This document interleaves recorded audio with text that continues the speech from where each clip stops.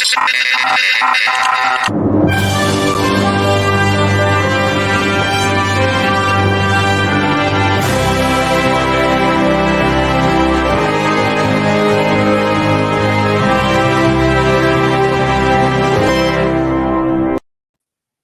and welcome to another episode of Movies That Make Us. I'm Jake. I'm Tracy. And I'm Val. I just have to say, our music always, I feel like we're a downer if you're watching the podcast, because the music's like ethereal and uplifting, and then you get here to our faces and we're just us. Hey, how's it going? I don't know what you're talking about. I don't know. You're ethereal and uplifting. I just feel like we should have like long flowing hair and like things shining and like we're ethereal. So Rachel Robinson is the composer that put that music together for us, friend of the program. We always appreciate the work that she did on it. And we asked for something epic movie-like. And I think she did a great job. I agree. Yeah. It makes me feel like I need to be epic and put in a little extra. Welcome to another episode of Movies. Welcome to another episode of Movies That Make Us. Yeah. If you can't tell, we are recording later than we usually do. Yeah, that's going to be very apparent very quickly, I'm sure. I did something pretty epic in the last 24 hours. And I will reveal it live at FanX at our 30 years of Spider-Man. 20 years of Spider-Man movies. I just want more years. I know, Spider-Man. I agree. Well, we'll just come back in 10 years and do it again. another 10 years. I'm so excited to see you've kind of shared with us what it is going to be, and I think it's going to look really cool. So we're excited to see it. I'm excited. Speaking of FanX, we are doing a panel there. We have a time to tell everybody about now. So it will be on Thursday afternoon at 4 p.m. We are doing 20 years of Spider-Man on the big screen. We've got a couple of friends helping us out with it. Yep. We've got Patrick Gibbs, who's been on the show with us before, and then Rachel Wagner, who hasn't been on the show, but we'd love for her to be on the show. So it's my fault. I've been keeping her to myself. She is a fellow film critic for the Utah Film Critic Association, but she's also a film critic from the LA Critic Association. She also has a bunch of really cool podcasts. So I think everyone will enjoy that show. I think it'll be really well-rounded. Plus, if you get there on Thursday in enough time to be there, it's not going to be busy at the con. The parking is going to be really, really good. Plus, we're bringing prizes. You know me. I come bearing gifts. But we, as a group, we're going to have some sneak preview tickets to a horror film called Smile that we're going to be giving away. You get to see it a week before it comes out. We'll also have goodies. I think they're sending us movie goodies. Tracy, I don't know what you're doing with your face.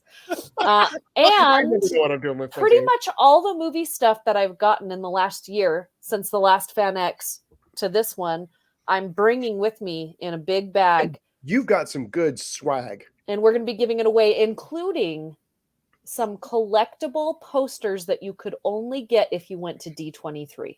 That's cool. But we're bringing D23 to you. Boom. But you got to be at the panel. When is it?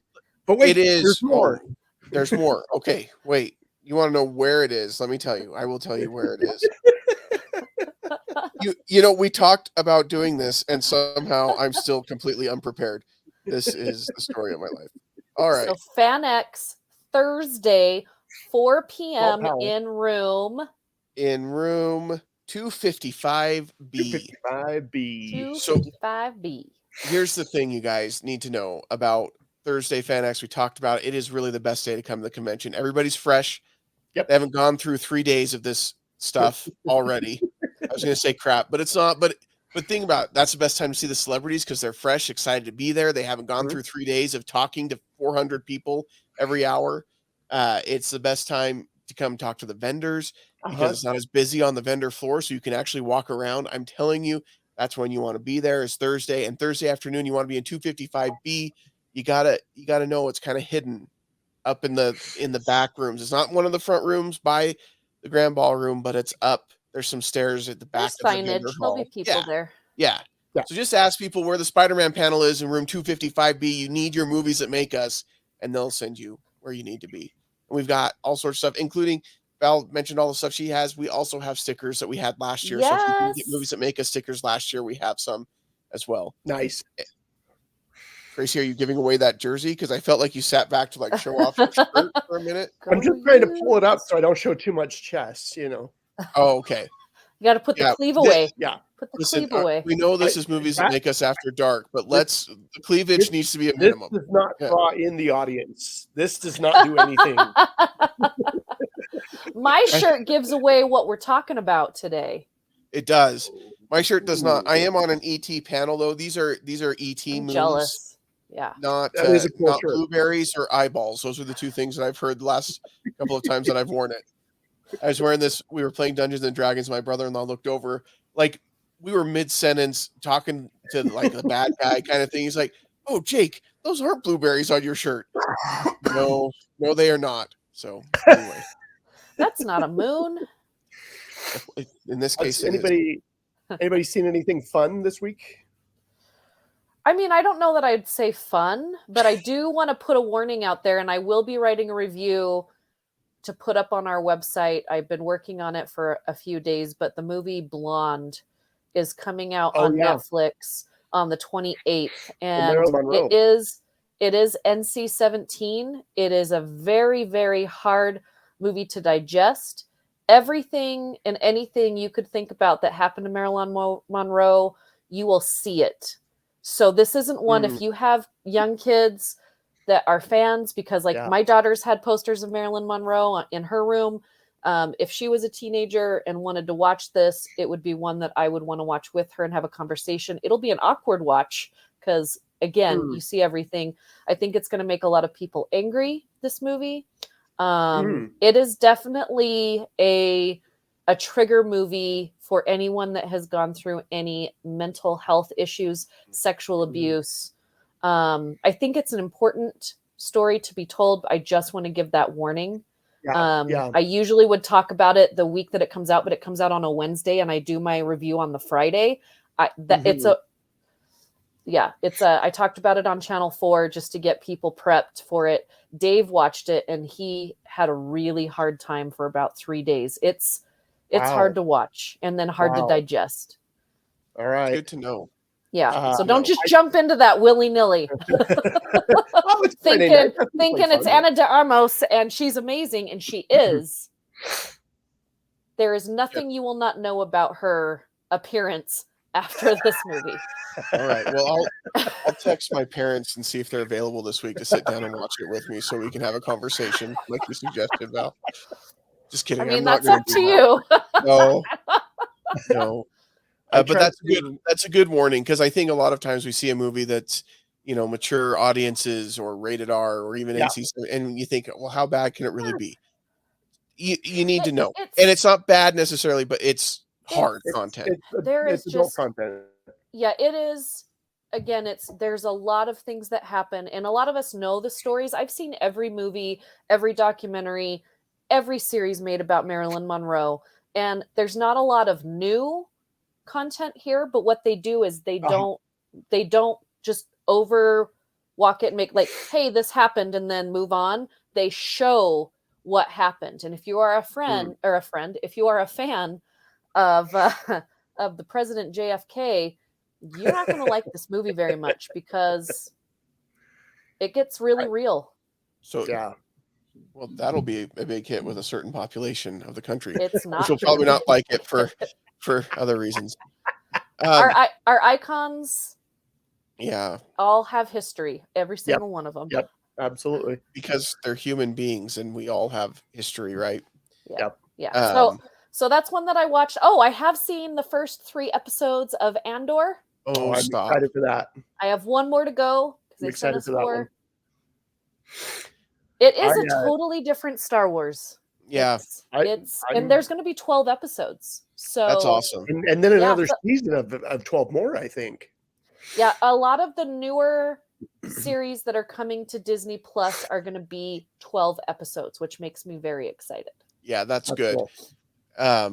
And then Daredevil's even going to be 18, which will be really cool. Yeah. So, and I'm enjoying She-Hulk. I'm afraid to say it because It's I'm sure getting I'll get better. backlash from Why some are you people, but afraid to say it? I'm It's not getting better. really, Val. You know I me. had I don't problems care. with the CGI.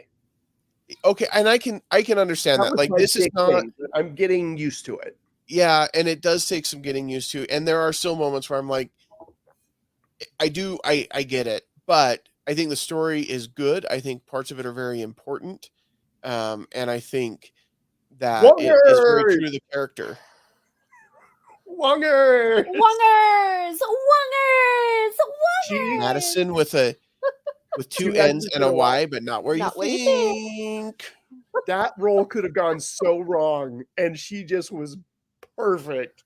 I just think Yeah. it's funny and relatable, but still hits like what we love about it. And I don't mind the CGI so much because I just go back to the old Hulk, and I think they're bringing a little bit of that Use in. the So pink sure, Ferrigno. Yeah. yeah. Yeah, but the show itself is good. I think it's well done, and that's what I'm going to say about it. And that's going to tick people off that I think that, but I don't really care Daredevil's anymore. coming. Daredevil is coming. Yep. That is true. Daredevil. I saw the episode with Daredevil, and it's fun. Nice. They showed it at D23. I know, and Val, I and didn't even know I was going to get to see it. I love that we get to share all of these experiences with you, or at least hear about them from you. I'm not trying to like. No, I know that, and we I love just it. get so excited. I know, and it is exciting. It is exciting. Let's It see. is, and I know that you're not like, well, I've seen the first 4 episodes. You want to rub that in a little bit more, Val? Oh my goodness. Why don't you just pour that in a bathtub and we'll float in it?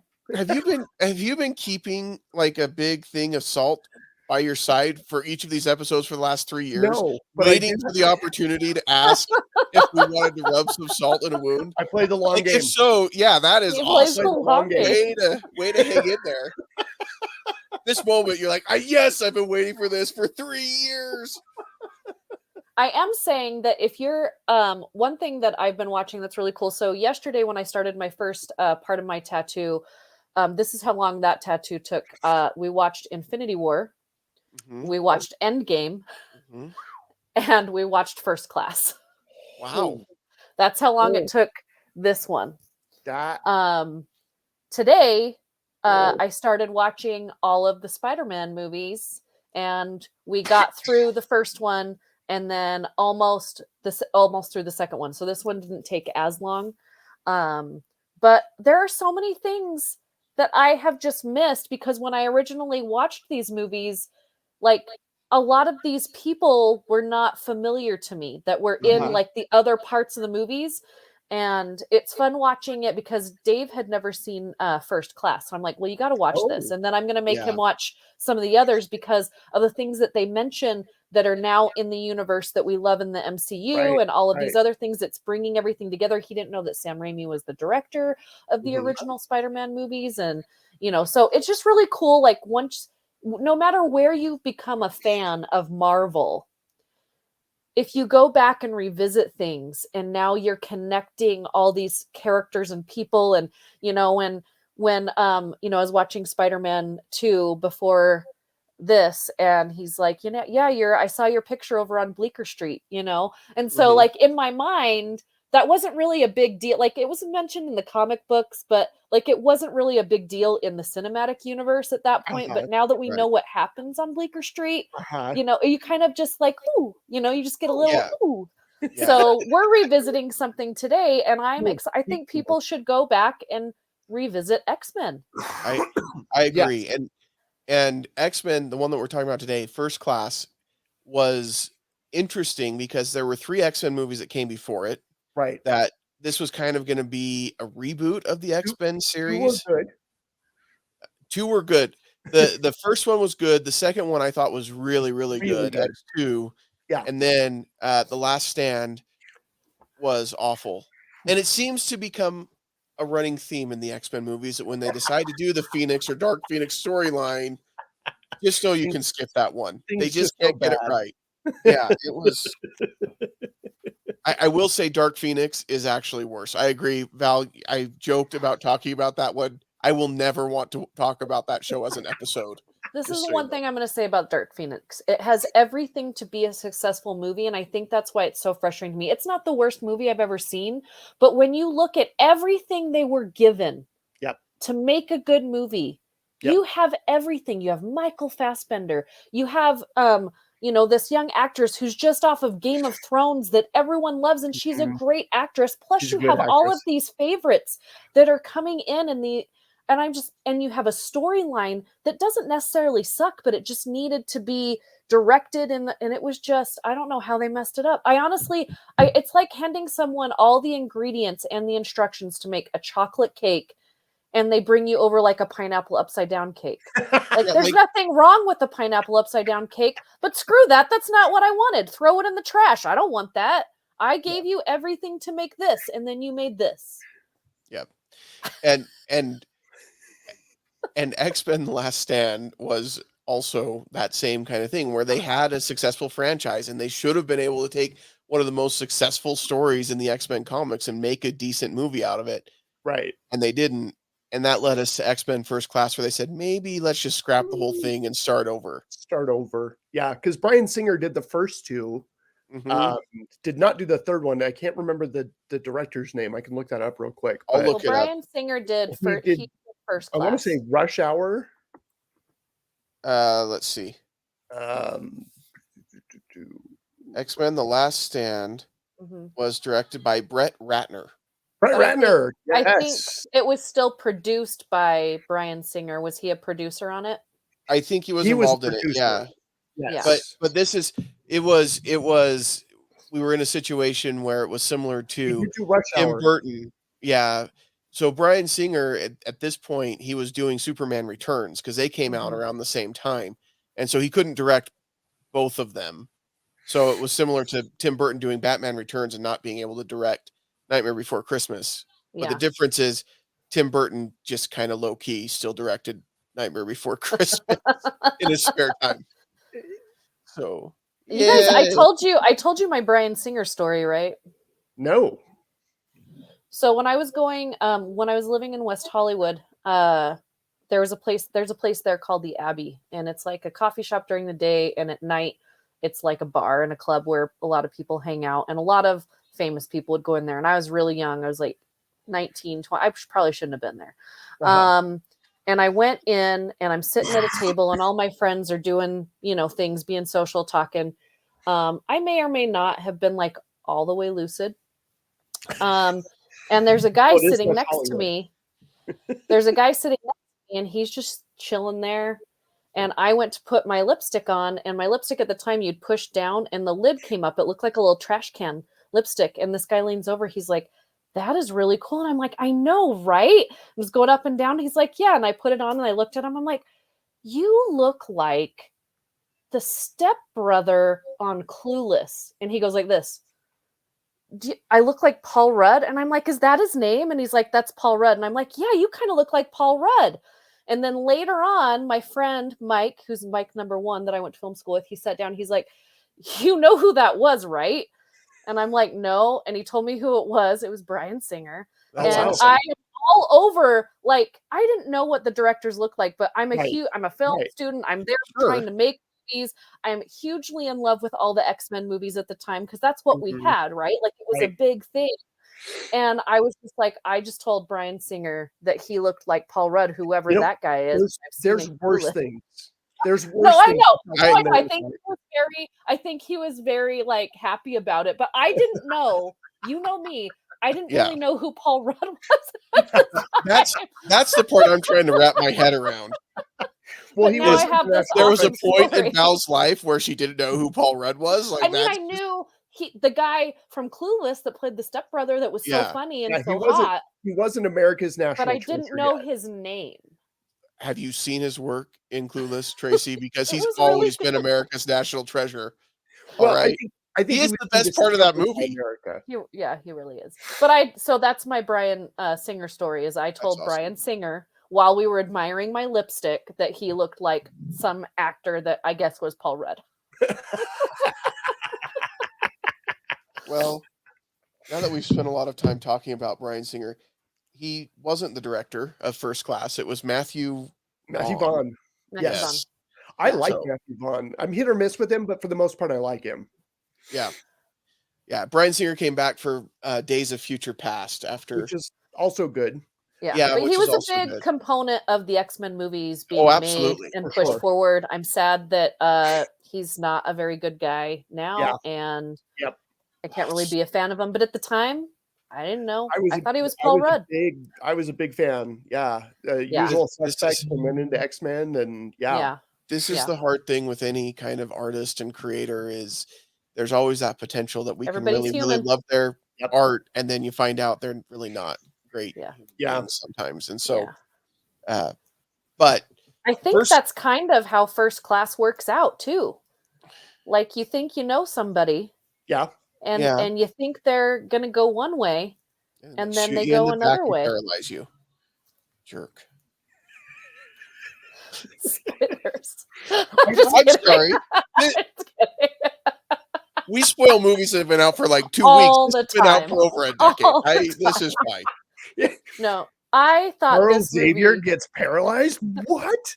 Oh, yeah, that's another good point. He's been paralyzed for a really long time, like So since this is what was 63. so cool about watching First Class with someone that had never seen it but has read all the comic books. So if you haven't watched this movie, as we're going through Sorry. it and as things are happening, Dave was like, "Oh yeah," and then the comic books da da da da da, and I'm like, "Give it a second," and it happens, and then he's like, "Oh," and then da da da da da. Hold on, and then it happens. So it was really cool because not all of the MCU really follows Yeah. what we've read. It's inspired by what we've read and the things that we love. But I think the cool thing about First Class is that it really did give us some fan service, but it's had such a good storyline. And Mhm. bringing Michael Fassbender into this mix was Brilliant. so amazing because he's so believable as this character. And I don't want hate mail. I don't hate Kevin Bacon, but I don't always think that Yeah. he's necessary. And I do think he had some really cool moments in this movie. He was a decent bad guy. I was a little nervous when they announced him as Yeah. being the main villain, but yeah, he does a Yeah. good job. I love the fact that because we like you said, Jake, we had 3 X-Men movies and we felt like we knew these characters. And then they Mhm. go and place this and give it an entirely new twist by putting it in the 60s, by setting it in the 60s. And it Right. gives a whole different viewpoint on these characters. Like, I love Charles Xavier at the bar using psychic powers to try and pick up women. I mean, like, that is just because we think of, we think of him being the elder statesman and being the very noble and very calm and very responsible. And then he's kind of this freewheeling guy at the bar. He's a guy. I mean, Yeah. he wants a date like anybody else. Yeah. So when they announced this movie and what they were going to do, and then some of the characters that were going to be in it, I struggled to get on board with X-Men First Class. I knew I was going to go see it because it was an X-Men movie, and I wasn't going to end my streak. But like when I think First Class of X-Men, the first X-Men were Cyclops, Jean Grey, Beast, Angel, and Iceman. Those were the first X-Men. And so that's who I was expecting to see. And then when they started announcing Havoc and okay, Beast is going to be in there, Mystique, and I'm like, this is not the first class. This is not the first X-Men. Yeah. Uh-huh. But I want this to be a lesson to anyone out there who right now is saying the same kind of stuff about maybe a TV show on Amazon or anything along, or a mermaid or something along those lines. Oh, While I struggled with it at first, I went and the quality of the movie won me over. And I was like, I don't care. I'm fine with the retcon. I'm fine with them changing what was in the comics and not being true necessarily 100% to everything because I like the characters. I like that we got to see different X-Men that we hadn't seen in the movies yet. Mhm. And I felt like it still represented what the beginning of the X-Men was like. So I was okay with it. So you see, you can still be struggling with some of the stuff they announced, but then keep an open mind because it might be good. well, and I want everybody just come a little closer, just lean in because I want to share something with you. It's not real. It's Whoa. all make believe and it's all fantasy. So they can do whatever they want.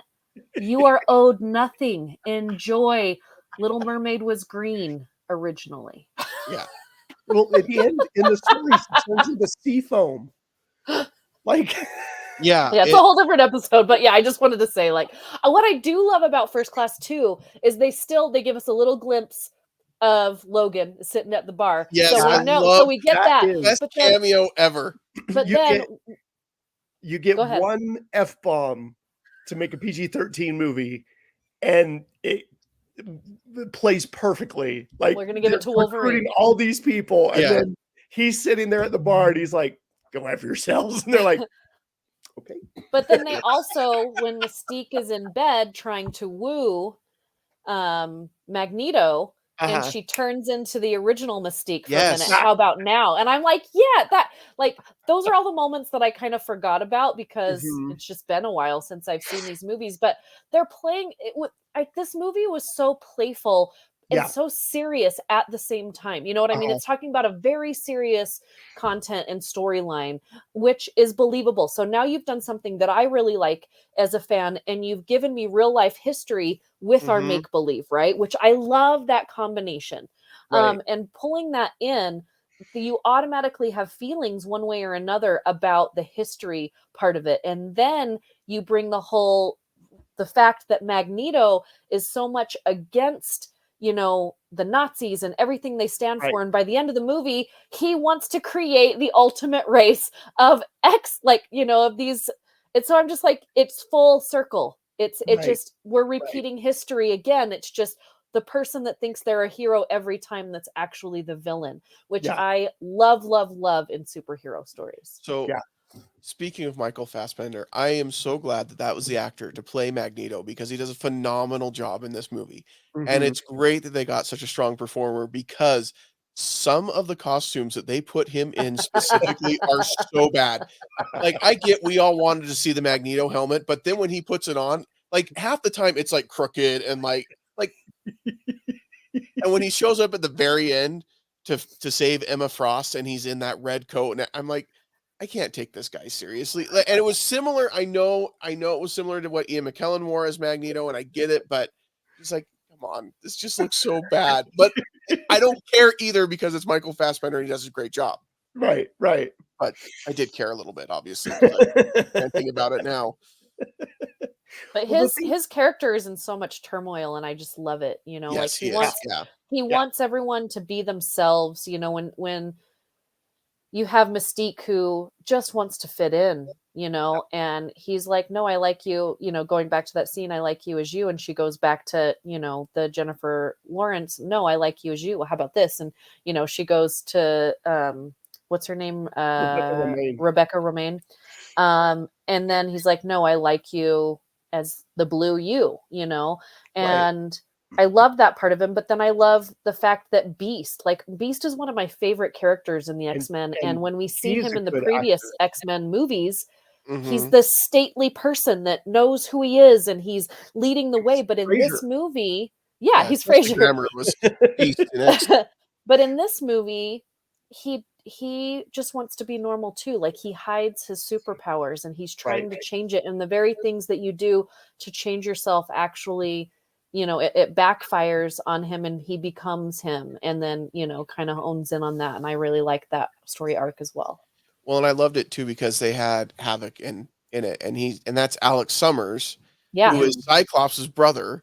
Yeah. And they are so different, and they're different in the comics, and they play that up so well in here, and you get to see, because he's kind of like, he's got a big chip on his shoulder. He's, more rebellious and all this other stuff, where Scott's always straight-laced, like doing exactly what he's supposed to do all the time. Right. And I like that. I like how they presented his character in juxtaposition. Now, you wouldn't know that necessarily if you're just a casual fan, you wouldn't pick up on it. But for fans of the X-Men, that was really, really cool. And I thought it was a cool way to do it. Yeah, I really like that. Matthew Vaughn said he wanted to make this a James Bond movie. And in a lot of ways, it does feel like that. And I love that they went back, they filmed on 35 millimeter film stock, and they filmed it with the lenses that they used back in the 60s. And so it has that vibe to it. Like, it just works for me on so many levels. Yeah. Well, I think what was very successful about this movie compared to Last Stand is Last Stand, they gave us so many characters, right? They threw in. Right. And it was so much fan service because none of these characters had a purpose. Mhm. I feel like it was just like, oh, look, there's another one, there's There's a another one, there's cameo. another one, but there's no purpose to be there. And so when they bring in First Class, they all have a purpose to be there, even if they're only there, for a few scenes. There is a reason for them to be there, and we Right. connect enough with them that we care about it. And it's not just like, ooh, ooh, ooh, because then you just have this muddy soup of Mhm. superheroes that we don't care about by the end of the movie, and we're like, oh, they're all going to die, well, good, because this sucks. But I feel like in First Class we get to know them.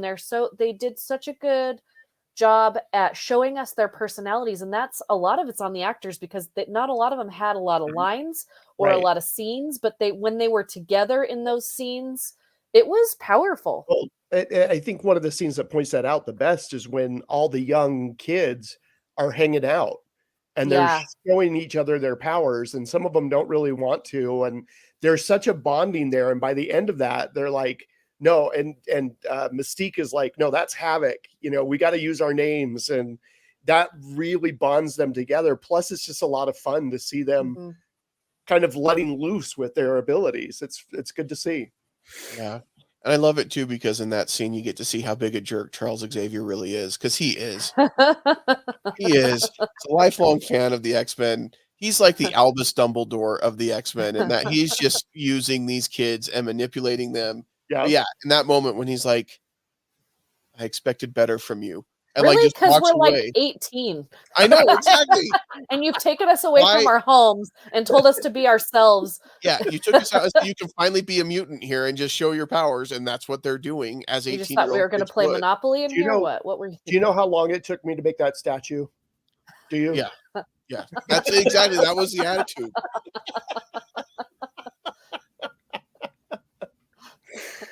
But that is such a great scene because you do really see them coming together, and I think one of the biggest things for me that I don't like about the new X-Men series Uh-huh. is that we don't get to see these characters really interact past First Class very much, because Yes. a lot of them aren't And back in the later movies. and Jennifer Lawrence really phones in her performances later.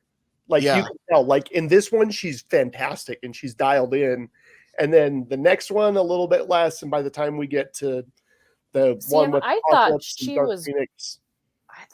great in the next one. I'm really excited to watch Days of Future Past with Dave, because She he was so hasn't good seen in that. that one, And but I think that by was the a 3rd really one. good storyline. But yeah, after Days of Future Yeah. Past, I think she was phoning it in, because pay attention to the story.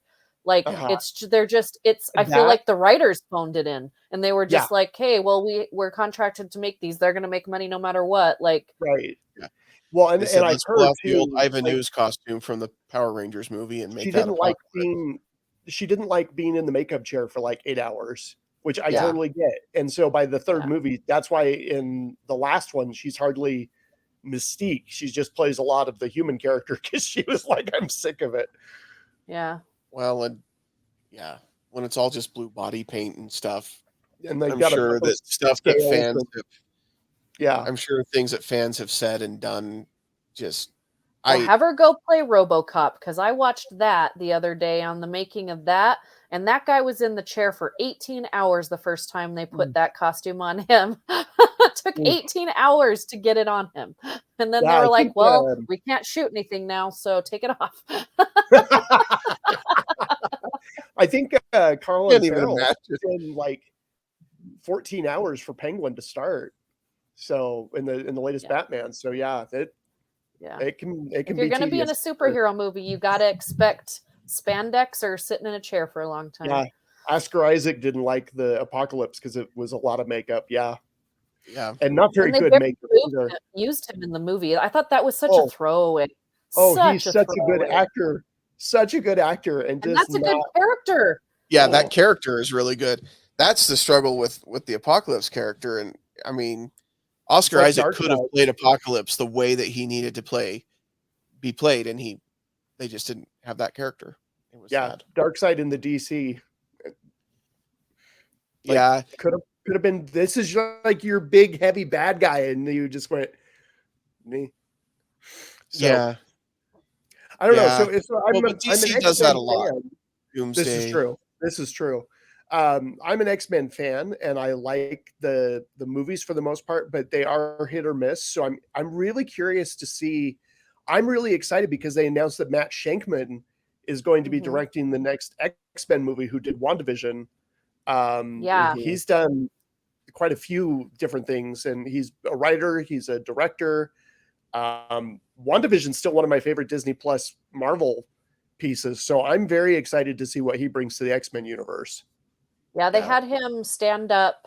'Cause everybody thought there was going to be some big announcement at D23 about X-Men, and they had him stand up in the audience and said, "This is the director," but that's all we have because we haven't shot anything yet. Honestly, I think they're going to do something. Yet. Yeah, they haven't. I think they have cast something. I think they're going to announce the cast at New York Comic Con. I think they're going to announce the cast at New York Comic Con. If they do, I will lose. And when is that one? I will be there October 3rd through the 10th. It's not that whole week though, but I'll be there to work that. It's my last big con of the year. My last big con of the year. Well, I hope that they do announce something soon. But I also, they have in the past, I love Disney and I love Marvel, and I know all studios have done this in the past, where they've announced kind of a big slate of things in the future, and then a lot of those things have dropped off or changed drastically and things like that. And in those cases, I kind of like, I'm stuck thinking about the multiverse where, you know, Captain America against the Serpent Society exists instead of what we got. Not that what we got wasn't great, it was, but those are the kinds of things that happen occasionally. So if they're not ready to announce it, that's fine too. Yeah. But it's definitely coming. After Miss Marvel, it's definitely coming. Yeah, for sure. So they're not going to sit on a big X-Men's always been a big moneymaker for Marvel, for the comics and for the company. They're not going to sit on that for too long. Yeah. I think the casting on this was just about perfect. I'm January Jones as Emma Frost is a little weak for me. She's not a heavyweight actress. That one was a little bit of a miss, but for the most part, like, and as Val said, a lot of these characters have very short segments. Like, we don't really get to know Angel and a few things, but we get a sense of who she is through it. And like, they gave enough for Emma, but I just felt like that's probably the one glaring performance in a really good cast that's a little weak. So what do you guys think? Yeah. Yeah. I agree. It's hard when you're recasting characters that are played by Ian McKellen and Patrick Stewart.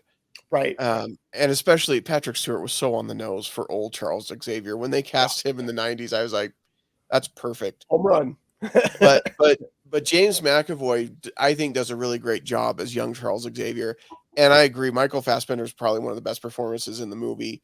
And then the other actors do a really, really, really good job representing their characters. Beast in particular stands out quite a bit to me.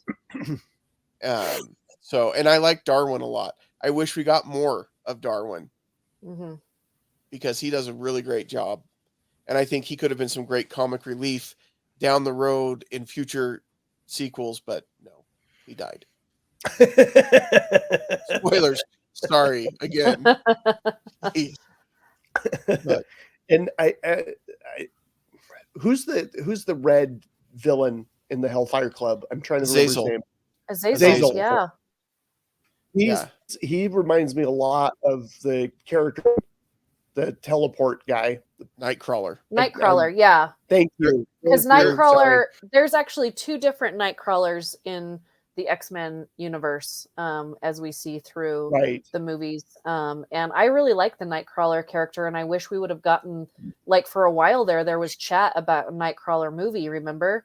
And then we never got it. But yeah, Azazel and Nightcrawler, that would have been a really fun situation to have them in the same movie at the same time. I think the makeup for Azazel was really good. I really thought that was pretty striking. So, just so you know, and I wanted to fact check this before I said it because I thought this was pretty accurate, but Azazel reminds you of Nightcrawler. He is actually Nightcrawler's father in the comics. Yeah. Oh, so that's why they're so similar. But we never get to see them in a All right, movie that's together, to my understanding. No, they're And never it together in would any of the be it would movies. have been great if we could have seen them together because I really That like would both be of those interesting. Yeah. Yeah. All right. Well, And well done, Jake. Nightcrawler, yeah, Nightcrawler is a little bit different of a temperament than his dad, which Uh-huh. they both have similar powers, but Nightcrawler is more on the nicer side and the I don't want to be seen side, whereas Azazel's like, suck it. Well, and it's interesting too. I don't know. I think Azazel came along later in the comics and they retconned that he was Nightcrawler's father, because Nightcrawler isn't just nice. Like, he is, like, if you were making him as a D&D character, he is lawful good, 100%. Like, he ends up being a priest and like Yeah. things like that. And then Azazel, of course, they make him look pretty much Like like the the devil. devil. Yeah. So, but wasn't there a Nightcrawler movie starring Jake Gyllenhaal? Is that not? Just kidding. That's a That's a totally don't go watch that. I don't know, Jake, why are you telling our listeners? I'm not. Listen, Don't go watch that. I would never done. promote a movie The starring the Gyllenhaal. Gyllenhaal. The But- You can Gyllenhaal. promote Gyllenhaal, but not that. Don't do that. Don't go see it. I just thought it was mostly for the laughs. That was a good cut. Yeah, it was. Yeah. It was nice. It was It nicely came done, late sir. though. It came late. I'll try to get my timing better for FanX on Thursday. I'll work on it. You'll be great. I believe in you. I think Tracy's frozen on us. Yeah, he is. We should draw on his face when I this could happens. hear you the whole time. Okay. You know, Well, you were frozen. You were frozen was in a great supposed to get- expression. oh, wonderful. Yeah, I was supposed to have Google Fiber. I signed up a month ago and I still don't have it. And they were supposed to come and install it today. And they're like, the optical power wasn't good enough. So we got to fix it. And I'm like, how long will that take? And they're like, can't say, but when we get it installed, you're going to love it. It's So, make believe it doesn't exist. We instead of going that route, we just got a better router and we're fine. So Yeah, Google Fiber is like birds. It's not real. before we grade this, hopefully I do someday want to it won't bring have something up freezing. about that. I realized that every tattoo I have can fly. Oh, Yeah. That's a good point. I mean, some of them swing, but still. Yeah, but That's it's a just form as of efficient flying. as flying. But every Yeah. tattoo I have can fly. I like that. Speaking of swinging and flying, this is just so. The other day, Ben, my son, who's 6 and obsessed with Spider-Man, found a YouTube video where they were showing the evolution of the Spider-Man video games. And so they decided to do that. They were just going to show in each of the video games what happens when you fall as far as you can fall. And like in the older ones, you just fall and disappear from the screen. But there was one that was like on the PlayStation 3 or something where he would fall from this like top of the building down. And when he would land on his feet, you would hear the bones break. And then he would like flop over and like die. And it was like, why do his bones sound like that? I'm like, I did not know that was going to happen. So I need to figure out which one it was, but that video game looks like it was awful. Oh, wow. Poor Ben. That's Spider-Man that's does not fly. programmers having fun after the hours and hours and hours they put together games for you to enjoy. Yes. And They're like, Ben's nobody's got a really going to pretty- try to fall on purpose, so we'll just do this. As Ben's an got a Easter pretty egg. sweet outfit for he's cosplaying. So we weren't sure, but we're going to try. He's going to be there at our panel on Thursday because he'll be dressed up and everything. So I said that's one that I'm actually doing that you might actually enjoy because he's bored by most of the other ones that I'm doing. It's fine. So He can help hand out the prizes. I'm sure he would love to. We were at my other son's football game and the PTA was selling concessions at the game and Ben started helping, like pulling the wagon, like telling people to come buy concessions. And he said, Dad, it's official. I am a PTA helper. And I said, well, you're not a parent or a teacher. Why would you be in the PTA? He said, Dad, it's PTA helper. Yeah, okay. Dude, I love Ben. And he came out afterward, he's like, Dad, I talked to them, and my job is permanent as a PTA helper. Well, good for you, son. I love that so much. I love it so That much. is So I'm so sure great. if we ask him to be in movies that make us helper, he'll be Oh. totally on board with that. Oh, So yeah. I have to find something Spider-Man to bring him. So he's the I've got to Nightcrawler have of the something group. in here. Yeah. he is. He's the lawful good. Yeah, and then sometimes he disappears and we have no idea where he went. So Also Spider-Man. yeah, that works too. So let's grade this movie, and then we'll talk again about FanX and let you guys know where you can find us there. But I'll start this one off. This is an A- for me. I think it's really good. This might be my favorite of the X-Men movies. Oh, Yeah, it might be. I don't know. I'd have to go back and watch the rest of them, but it's good. I like that. I like that. I didn't feel like it was that bold a statement, but it was. That's So. just you're like, I don't know, maybe we'll see. Well, so it's the very first X-Men movie. Like I've been waiting. The X-Men highs are pretty high. Yeah, When they hit, very they hit first- pretty good. the very first X-Men movie, I was so excited about it that it's hard for me to like that might be my favorite just because when it came out, I thought we would never see an X-Men movie. And then we did, and it didn't suck. And like that was awesome. So And a lot of them, a lot of the superhero movies back then did. yeah. We didn't know any better. It could have Yeah. well, we did. Come on, Daredevil, we knew better. That wasn't good. And then we got Elektra. I don't even think about those movies. I They're know. not. I've cut them off. They don't exist. I give this a solid B. Like it is really fun to watch. The characters are great. The story's great. The actors are great. Just solid B. Like I get excited to tell people to watch this movie if they haven't seen it. Yeah, it's definitely in my top 3 for X-Men movies for sure. Yeah, I'd say it's right up there with X2 and with Days of Future Past. Those are probably my 3 favorites. I'm going to be with Jake. I'm going to give this one an A-. I think the casting is fantastic. It's a clever script. It's well directed. I love the 1960s James Bond elements to it. It's got a lot of surprises to it. Jake alluded to at the end with the bullet fragment and the coin. We didn't talk about the coin, but wow, that was an awesome intense. scene. Yeah, that was intense. Big, intense moment. Wow. It's a lot of fun. I feel like there's just a few actors that I think were kind of miscast that brings it down a little bit for me, but I'm going to go A-.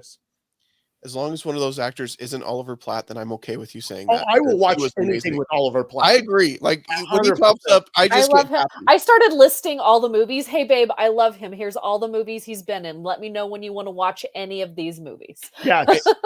I think one of my favorite movies that he's in is The Three Musketeers, even though It is such a cheesy movie, but he is so good in that movie. I used to watch that movie when I was younger. I think it came out when I was like in junior high or maybe just barely in high school. I was younger and I had a huge crush on Oliver Platt from that movie. Like I've always just kind of liked the quirky guy that's, my first exposure he's behind this wall. My first exposure to him was in Benny and June. Oh yeah. So yeah, that was my first intro to Aidan Quinn, and yeah. When he shows up in The West Wing, and it just makes me happy when he's in The West Wing. Oh, he's so good in The West Wing. Yeah. So I need to watch that again. But well, I like watching The West Wing every few years just because it reminds me that we could be great. So I'm sorry. Samesies, Jake. Samesies. And you know why I love that comment so much is that you and I, as much as we are good friends, we're a little bit opposites on a lot of things in that spectrum, but we both find hope in The West Wing. Yep. Yes. Yep. Yep. FanX starts this Thursday. We will be there. Our panel is in 255B at 4 p.m. It is 20 years of Spider-Man on the big screen.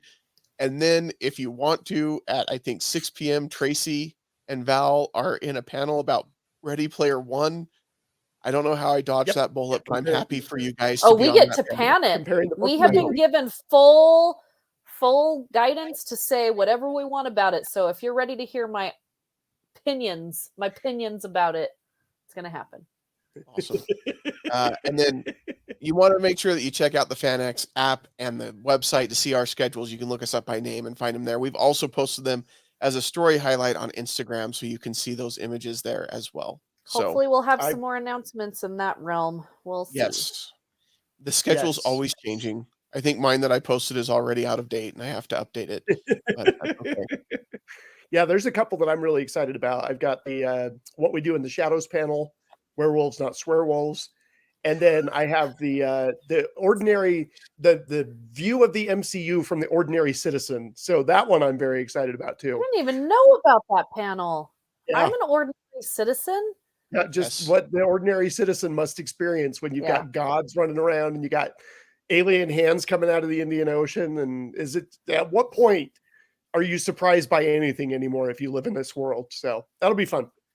I'm excited about my comics and hip hop panel. That's that on one Friday. looks really I was told that I could talk about Shang-Chi. So nice. I'm gonna talk about Shang-Chi. It's always a good day for Val when she gets to talk about Shang-Chi, because as she's pointed out, he doesn't get enough love. And it's true. And the hip hop music in that movie, that soundtrack, is one of my favorites. It is really good. I get to talk on Saturday. I get to start the day out by talking about the 40th anniversary of E.T. This shirt will be there. And then in the evening, I get to finish my experience off with talking about the Rings of Power series and Middle Earth and returning to that with Larry I'm Curtis. so bummed I can't be in the audience for that one because I've got another panel scheduled and I'm so bummed. So I hope somebody tapes it. Like on actual tape? Do you want me to bring my camcorder? Because I have one. Yes. Put it right here. That would be perfect. Okay. That would be perfect. I mean, it would fit along with the movie that they're talking about. Yep. This is true. I'll plug it in, my battery pack. Plug it in. Perfect. And then I'm also doing a one on wrestling, the NWO Wolfpack, because Kevin Nash will be there. And I'm super excited to talk about that. And the first one, I'm kicking Thursday off at 1 p.m. or I think 1 or 2 p.m., like early. What? I'm doing one on whether you should make a book into a movie or a miniseries, with all of the different miniseries that are coming out, with a bunch of people who are like authors. So they know way more about storytelling than I do. So I'm just going to be there and say, happy to be here. This is my thought as a fan. So hi, everybody. Look at my shirt. Yep, that will be Come to my panel at 4:00. You just need to plug our panel. That's what I'm going to do. If you enjoyed this panel, I like miniseries. I like movies. But I've been thinking a lot about where I stand, if a book should be made into a miniseries or a movie, and I don't know yet. So we'll see how the conversation goes. Anyway, quick, speaking real super quick. Speaking of books into movies, I'm really digging the House of the Dragon, the Game of Thrones prequel. I'm reading the book as well, and the book is basically like 1,000 years of the Targaryen rule over Westeros, but that is a good series. Like that one is not messing around. I'm very happy with that one. Cool. I've seen 2 episodes and I enjoyed it. Yeah, I like it quite a bit. 4 gets very interesting, Val. Okay. I will not comment on it because I felt like I spent however many years that Game of Thrones was on being that guy who says, I've never seen an episode of Game of Thrones. So I'm not going to start that again. All right. I don't expect you to ever watch Game of Thrones. I know. No, that is not on not allowed, radar. Sir. I know. Also, don't watch Blonde either. Just don't. Okay. Well, this week I'm going to watch. I don't want to break movies. Jake. I don't want to break Jake.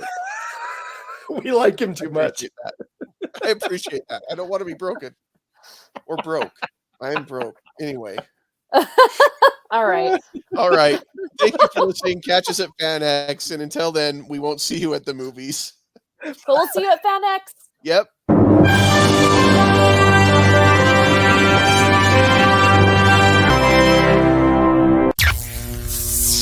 This has been an Age of Geek media production.